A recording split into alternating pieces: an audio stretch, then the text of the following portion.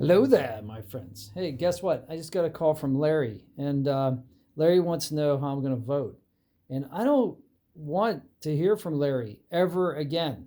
So how do I how do I block him? All right, so on your iPhone, this is an iPhone 13 Pro Max, and we're on iOS 15, but this should be the same for a lot of different phones in the Apple network, in the Apple ecosystem. Anyway, right here where you have that like kind of person looking thing, the head, click on that. You know, guys, go ahead and call him, Larry, and go ahead and tell him that I told you to call him on my behalf. And because he bothered me, you know, out of the blue, you can call him. But anyway, what you do here is you go to info, right? Hit info, and then you can create a contact, or you can message him or call him back or whatever, or write big like red letters. I love the red letters. It says block this caller, block. And it says here, block contact, hit yes.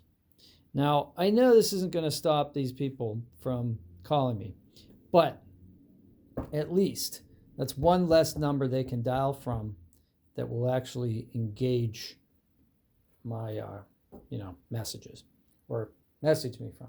So there you go. So that's how you block a contact. Nobody will be able to call from that number or message you from that number anymore. All right.